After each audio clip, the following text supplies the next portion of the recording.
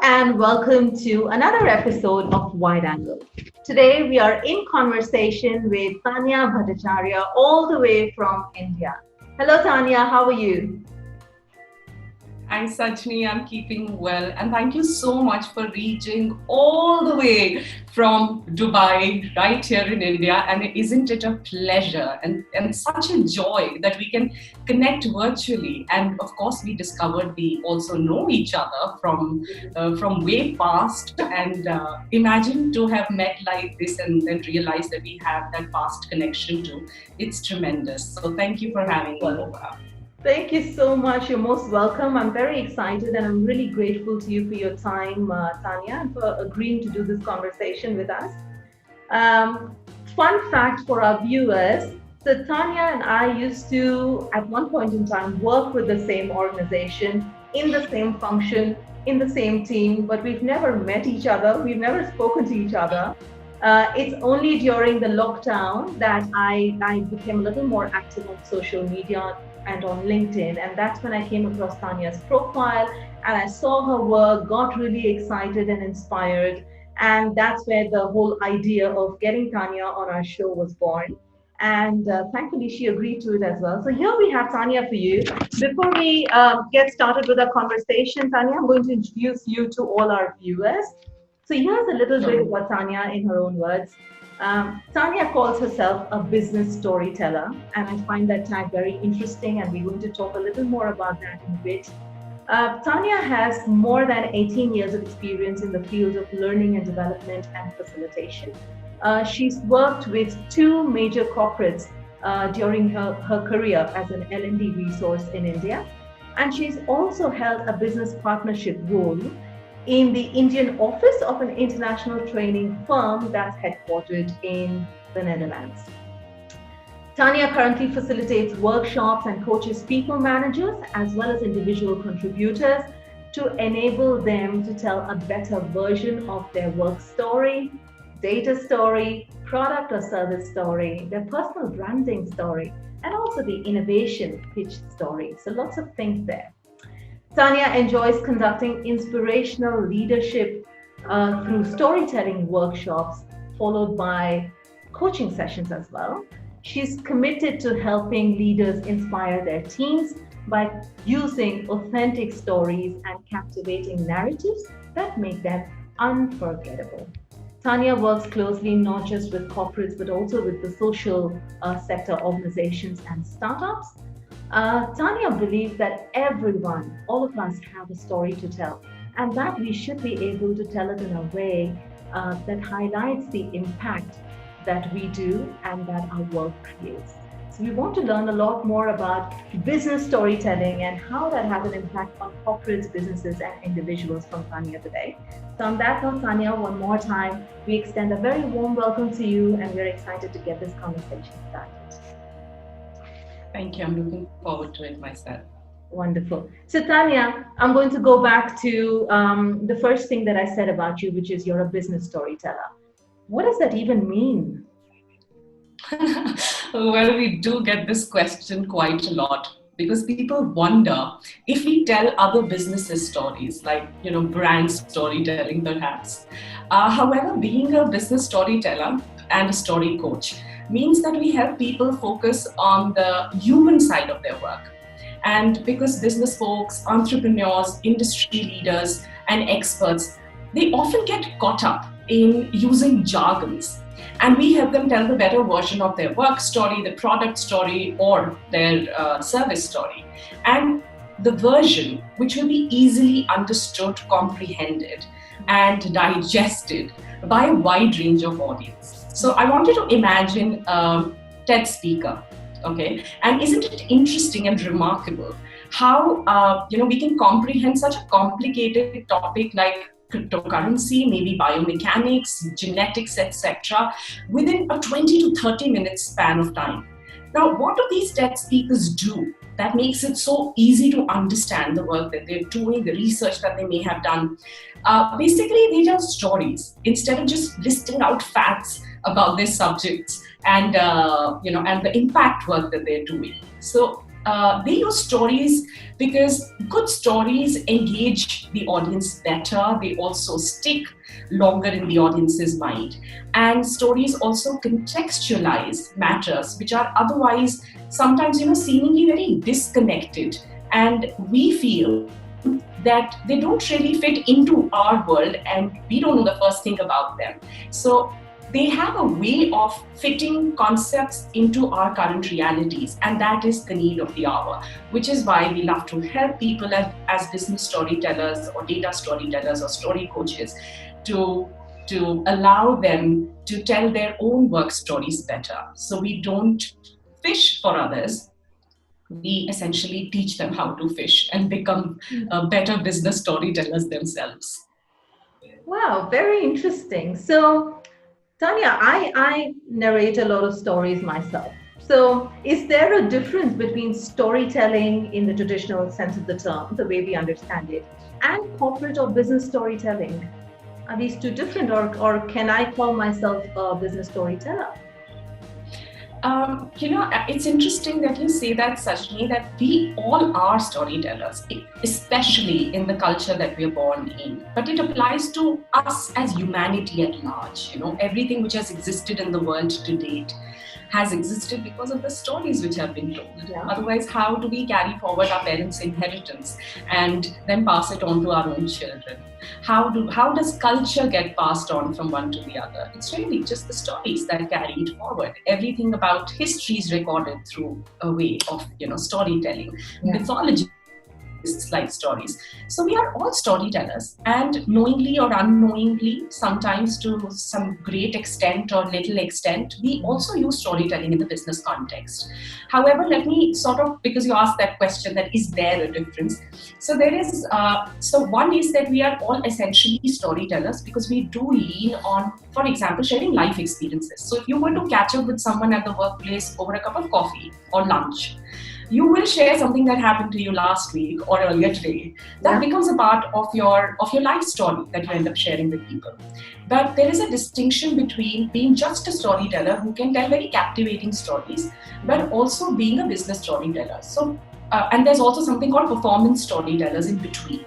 So we are all natural storytellers. There are performance storytellers who tell stories to either children or to grown-ups for many reasons. It could be for entertainment, it could be for moral education or imparting values, or something else. Maybe piquing people's curiosity so that they think in a certain way. Change can be triggered through a medium of storytelling, which is why some movies make such a huge impact on us and they make us think and ponder over them. But that's all performance storytelling. And then there is this new thing, which is actually not so new because we've seen leaders and people in businesses and entrepreneurs do it all along, which is business storytelling. Now, business storytelling is different because the stories that we tell about the work that we do and how we are creating impact or change, what is the innovation that we have done in the business. When we take that story out into the world, we are, first of all, we are doing justice to the work that we do. A lot of times, the kind of work that we do and also how we communicate about that work, there's a difference that exists and we don't end up doing justice to that. And the gap that exists between what we say about our work and what we are actually doing is essentially a story gap. And that's where the business storytelling piece comes in, where you do justice to the work you have done by being able to explicitly explain it in a way that it fits into the world of your audience. When you create a product or a service that you have to offer, it's very important to be able to explain to the other person how it fits into your world. And we can do we can help you. Or if there is a past experience, which is that some clients have really appreciated the work that we did. Sometimes we ask for like voice of customer. You would do that too, and your organization would do it too. But what if they are not able to do justice to what you did because they send a 4-liner? So how do you tell that story? And that's where the business storytelling aspect comes, where the dots are not disconnected and disjointed and floating around, but the dots get connected and you piece them together, and then you present your work story in a manner that it becomes interesting, fascinating, memorable, and it sticks with your audience far longer. So is there any one particular industry that finds this concept of storytelling more useful or more relevant than others? Or does it work for everybody? It works for everybody because everyone has a story to tell.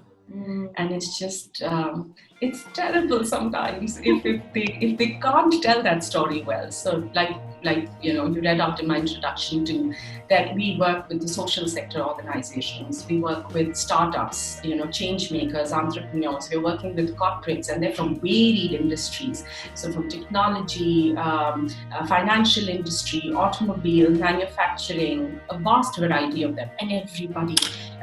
In fact, it's so interesting that these days we have, we are getting introduced to industries that we didn't know too much about, or companies that we didn't know too much about, because everybody's seeking it, and there are so many seekers, and that's interesting. One of the things that caught my attention when I was looking at your profile was the word storyteller. It's just a complete departure from, the traditional terms that you get to see on social media: consultant, facilitator, trainer, manager. A storyteller is somebody that you would, it just sounds more catchy. So it's become quite a buzzword these days, Tanya, storytelling and business storytelling particularly. So why is there this sudden burning need for professionals to storytell? Certainly, I believe, and I'm sure you'll agree with me on this, especially these days when there's social distancing happening, we're not able to meet people one-to-one, and we have become disconnected as humans. Okay, and the only way to stay connected with humanity and the world at large is by going online. And when you go online, there's just too much noise. So we are connected through our phones. We've got the WhatsApp, we've got the Facebook, Twitter of the world, and Instagram and LinkedIn, and we've got our emails, and everybody's working between a work email and a personal email, and there's just a barrage of information, and the number of people that we are virtually connected to has expanded so much more than the number of people that we could otherwise connect with, like one-to-one, and really have a deep connection with.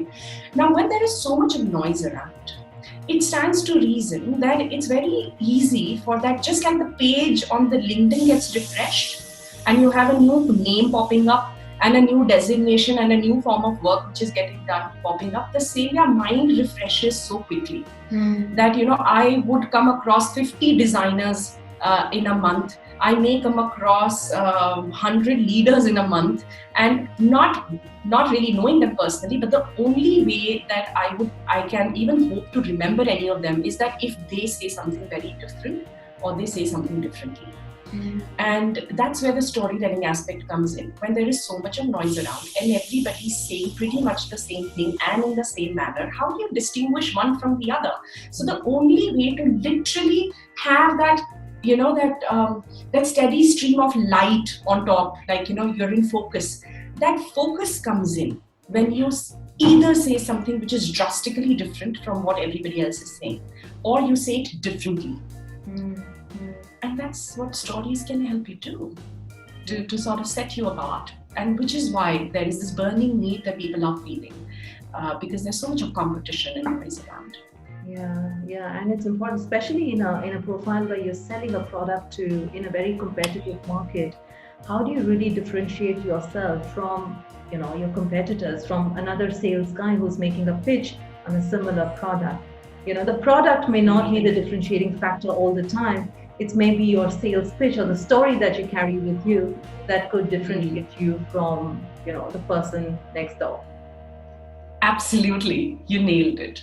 Wonderful, great. So you have a lot of clients, I know. You work with the corporate very actively. So how do you see businesses and our organizations responding to this whole concept of storytelling? The response has been great. In fact, it's been overwhelming. And like I said, that we're working with varied industries. But there are still some people who would reach out to us because this is the buzzword, like you said, and people are realizing that business storytelling is going around. Maybe we should experiment, but they're not quite sold on the idea yet because they may be coming from that old school of thought that storytelling somehow is equal to false grandiose, or it is about fibbing. It's about saying things which are untrue. Yeah. So sometimes when there is this belief that you have that stories are not true and stories are fictional or make believe, then will it really fit?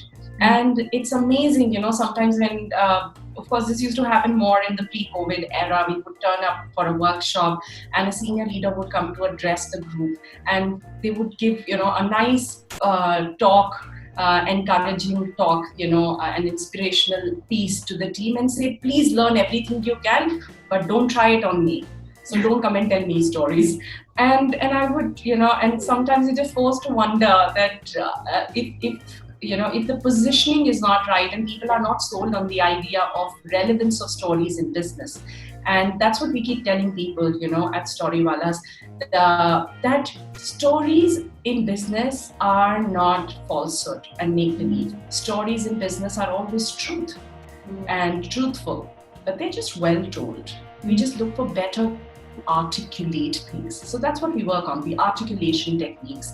Data can be very dry, and if not contextualized and insights are not shared, then it becomes irrelevant for people, or it leaves them hassled or confused. So it's very important to be able to articulate it better. And that's what we aspire to do with our workshops and coaching sessions, etc. that we do. Yeah, and I agree with you when you say that data can be very dry. I don't know. I've never come across a situation myself where I've got inspired by data. I've got inspired by stories about, from people's experiences where I draw my inspiration from. So data is good to reinforce and to put it down in black and white. But what really gets action is when your people are inspired and motivated. And I think stories have the power to do that. True that, absolutely. Yeah, so we help people connect the dots that way through data, because data in isolation, it just sits there. And I think the biggest curse that people have is the curse of knowledge. Because someone who's worked on a data slide and immersed themselves for like weeks or days in a certain data, they understand it, but they expect their audience to catch up and understand that data within 5 minutes or 20 minutes. That's humanly impossible. Yeah. So how do you contextualize data is what's important. So, yeah. Also, the data or the dashboard is really the output. What really gets you to that output are those stories, are those actions, are that inspiration that you draw is what really gets you to that data eventually. Absolutely. So, Tanya, share with us some examples and experiences of individuals that you've worked with.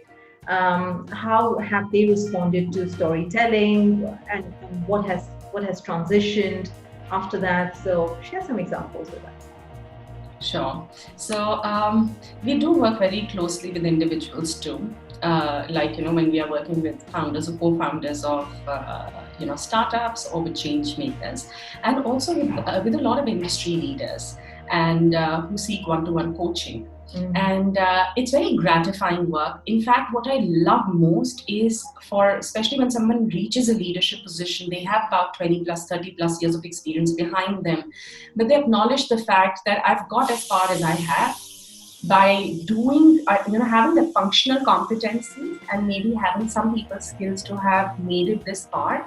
But in this world where so much of noise and information is at the fingertips, the only way that I can make an impact is by becoming an inspiring leader. Mm-hmm. Like you said earlier, we are all storytellers, but do our stories just entertain or distract or digress, or do we use those stories to inspire people is what's interesting and important.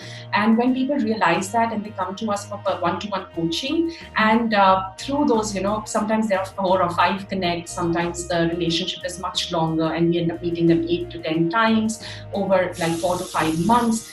But the change that we see in them, how they are, for example, when they're going for those, events, etc., town halls, they're, because they're thought leaders when they're posting articles or their own videos, or they show up for, for places where they're supposed to, like, they're invited as speakers for speaker events, and they do a good job of it, and they get a lot of accolades. I think that's something that gives us a huge high, that we could see the needle movement, and it's very gratifying to, of course, we work with groups, but working with individuals is even more gratifying because we see that journey complete, which is why coaching is fascinating. I love it.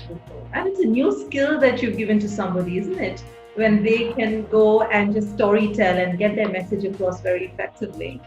Just beautiful, amazing. So, Tanya, do you think anybody can be a story? Can a known storyteller become a storyteller, particularly in a corporate environment? Because I'm very interested in seeing if my people, if my audience within the organization, can they learn this skill and can they use it to their advantage?